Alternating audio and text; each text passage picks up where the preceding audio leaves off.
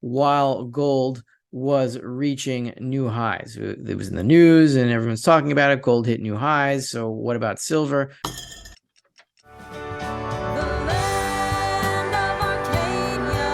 Well, hello there, my friends. Rafi here from the Endgame Investor with this week's silver report for Arcadia Economics. And yeah, a lot of stuff happened this week. Gold and silver went up, gold and silver went down. It looks like there was another slam. How much longer can it last? We're going to talk about some plumbing problems in the deep dungeons of the monetary system. Raven's egg, blood of a hen, eyeballs of a crocodile, testicles of a newt. And the secured overnight financing rate, which is basically the repo rate without the Fed issuing the money. It's the repo rate between banks, and that repo rate is rising along with the volume in the repo market, close to $2 trillion a day, which has indicated a financial crisis is at the door in the past, and I'll show you that chart. We're going to continue with a breakthrough in the commodities ratio with silver. We're going to compare 2010 silver, had the lag of silver behind gold during the 2010 and 2011 run, and the possible lag now, and I think it'll be a shorter lag, but my point is that gold reached new highs, fell back during the financial crisis, reached new highs again, and then it took silver another year to overtake gold, about 10 months, and this time it'll be shorter than that. Why premiums are so low in the physical markets. Even though they're low, they're higher than they had been from anywhere between 2009 to 2020. There is no excitement in the silver ETF market, nor in the gold ETF market. We're going to get a little bit into the yen and Japan because it looks like yield curve control in Japan is about to end. And that could be the major domino that causes the rest of them to fall, because Japan is the most hideous Keynesian experiment that has ever existed. This week's silver report is brought to you, as always, by Fortuna Silver Mines, symbol FSM. No new news in the company at the moment, but the stock price is right back at the major pivot point that has been seen, the breakout point from 2019 to now. You see here the red line. This was the line where the breakout had occurred. When we passed this level at about 370, 380, something like that. Oh, $4 actually. So we're right there. And we touched it about 5 or 6 times before the 2020 crisis. And 2020 brought us below that, but it was a false breakdown. And then we went up to, was it all-time highs here or close to it, to $10. And so we've been touching that level 1, 2, 3, 4, maybe 5, 6, 7 times, depending on how you want to count it. We're approaching it again from a bullish perspective, a bullish standpoint here. And if we break through this line, there could be a forceful move to the upside. We feel the same thing in the gold and silver markets at large now. There's a lot of pressure building. We don't know exactly when the breakout is going to occur, but I think it will be when the Fed moves, as I always say, and that will be when something breaks in the banking system, and that could happen any day now, and we're going to go to the next chart to show you why. Maybe not any day, but any week or any month, certainly.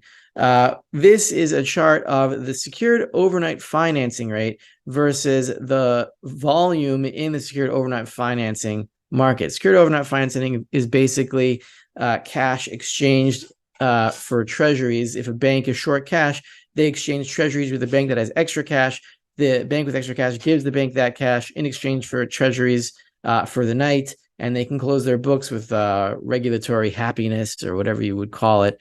So these circles here, and I put this on the Endgame Investor last week, this chart, so it's a little bit of a flavor of what I do there. If you want to sign up for a 2-week free trial, you can do so at the link in the description below and help out Chris and Yara as well. So here, let's take a look at the obvious first. This blue line, this here is the repocalypse from September 2019. Before that happened, we saw that the volumes in the SOFR market, in the repo market, bank to bank, were going up, and they reached an all-time high over here just prior to the repocalypse of 2019, and that is when the Fed stopped QE and started printing money again. We saw another spike in volume during the March 2020 crisis, which you could blame on lockdowns, or you could say it was planned. I really don't know, or both. Who knows? I don't really get into that too much because I don't really know what to say. And we saw here another spike in the SOFR in interest rates when there was a spike in volume. So when there's a spike in volume, there usually is a spike in the SOFR rate above the Fed's target rate. And we see here the slow stepping up of the SOFR as interest rates were hiked by the Fed. And here we are seeing an all-time high in volumes for the SOFR market. The interest rate actually went up, I think, 6 basis points at the end of the month on November 30th, which is normal because end of the month you have spikes in the SOFR rate, but volume has not gone down. So there might be some problems. High volume means a lot of banks are missing the extra cash they need to close out the day. And even though there are reverse repos in the system, meaning some banks have extra cash, a lot of them do not. And a lot of them are short, which means we might be very close to something breaking in the banking system. And I think it will happen when the reverse repos run out. I could be wrong, not married to the position, and nobody is really an expert in reverse repos. These are new things that have never really existed in bulk as they are now. So we'll see what happens when they run out, and they're at about 850 billion now. It should be another 12 to 13 weeks before they zero out if the current rate continues. Anyway, for silver, there has been a breakthrough in the silver to commodities ratio above the 200-week moving average, which is holding. And this is a bullish indicator. It shows that silver has more purchasing power and is maintaining its purchasing power versus other commodities. So the 200-week moving average was tested at around April this year, and it's broken through again last week, and it is maintaining that despite the sell-off this week in gold and silver. And I wanted to look at 2010 silver was doing in 2010 and 2011 while gold was reaching new highs. It was in the news and everyone's talking about it. Gold hit new highs. So what about silver? Well, here's what happened in 2010 and 2011. So in 2008, but let's go back there for a second. Gold in the candles here, in the red candles, hit new highs in 2008 at, I think, 1,033. This is the GLD ETF chart here. So I'm just using it as a proxy. And then there was the great financial crisis of 2008, and gold and silver fell down along with everything else except for the dollar. And then gold retakes its highs over here on October 4th, 2009. Okay. And it continues at new highs after new highs after new highs again and again and again. And silver didn't really do much until 10 months later when it made a crazy rally from whatever this was to $50. I forgot exactly what the number was, but we you can look at the charts and find out yourself. It was a very extreme rally to all-time highs at $50, and it took a year, 10 months for silver to catch up. I don't think it's going to take that long this time, but it doesn't mean, what I'm saying is it doesn't mean that when gold hits new highs, silver immediately hits new highs also, right? Silver does lag when it figures out that gold continues to go. So if gold continues to go higher, it should take just a few months this time. Last time it took 10 months. This time it might take less, 4 or 5, who knows? But again, we shouldn't be alarmed that silver is not following gold to new highs immediately. Now, a question on why premiums are relatively low. So here's the chart of premiums. Yes, they are low. This is the Silver Eagle premium, 23.42%. And it looks like we have a post silver squeeze low here. Here's silver squeeze where these premiums are around 15%, and now they're around 23. So they're still higher than when silver squeeze began, and they're still higher than at almost all points between 2009 and 2020, but they are falling. Why is that? Why isn't there any interest in the physical markets, or relatively compared to what we saw in 2023 and early 2023? So I had this comment on my YouTube channel, and I thought it was very apt. This subscriber, hopefully it's a subscriber to my YouTube channel. You can find me at Rafi Farber on YouTube.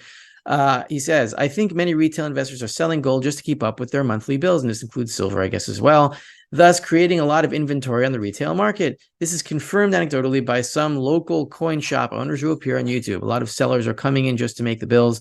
Thus, the local coin shop is flush with inventory. I'm sure they don't want to sell, but with credit cards being maxed out and the grind of persistent inflation the past 24 months has hoovered, that means vacuumed. I think it's British for vacuum because of Hoover, the vacuum, away any savings or financial cushion they may have had. Add to this really bad sentiment in the gold space this year and the reality that not all of us buy gold with excess savings. Some people borrow, which I do not recommend, to buy it or use funds that they don't have yet.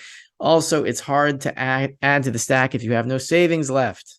And so the answer might be that people are just running out of money and they need to sell their stacks in order to make ends meet. And it's a sad situation, but it's going to be that case if you're going into debt in order to buy gold and silver. Sometimes market can stay irrational longer than you can stay solvent. That happens to a lot of people.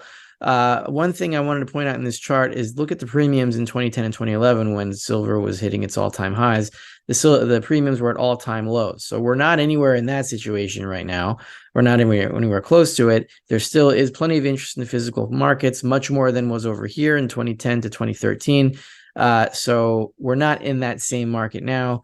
But as people sell their stacks to make ends meet, that should put downward pressure on premiums, and it is a temporary situation. There's also no excitement in the ETF market, as we see here.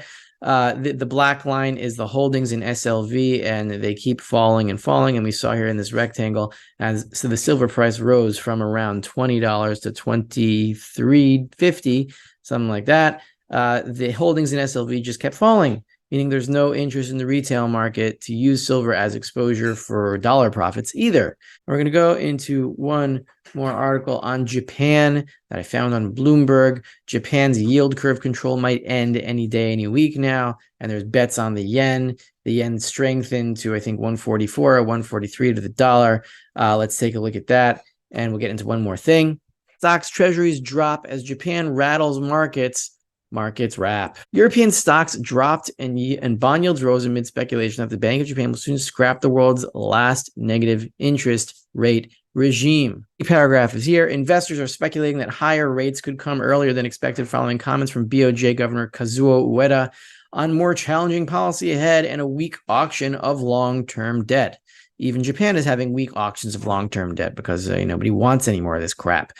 Your overnight index swaps at one point on Thursday showed an almost 45% chance that the BOJ would end the policy this month. Now, what happens when that happens? Yes, the yen did strengthen temporarily today, and I think that is a very temporary phenomenon because the yen is backed mostly by Japanese government bonds. So if they raise yields in Japanese government bonds, the yen falls. It does not strengthen. This, I think, is a very temporary thing where the yen strengthened on rumors that yield curve control would end. But if you take a look at the longer term chart of the yen versus the bond yield, the 10-year Japanese government bond yield, you can see as the Japanese government bond yield falls, the yen exchange rate with the dollar also falls. It means the yen is strengthened. So if the red line goes down, it means the yen is strengthening. If the blue line goes down, it means that bonds are strengthening. So as bonds strengthen, the yen strengthens, and as bonds fall and their yield rises, the yen weakens. That has been the case since 2015 here. You can see these lines moving together, which means bonds go up, yen goes up, bonds go down,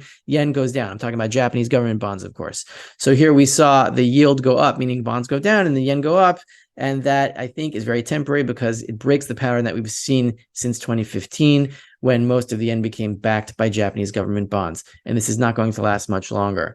If the Japanese government or the Bank of Japan, if it ends yield curve control, the yen is going to fall hard and gold is going to rise on the next financial crisis printing round, which should be shortly after Japan implodes. And of course, the Federal Reserve is going to implode after that and print more money too. This is all going to come at the same time. And that will be, I think, the end game or something very close to it.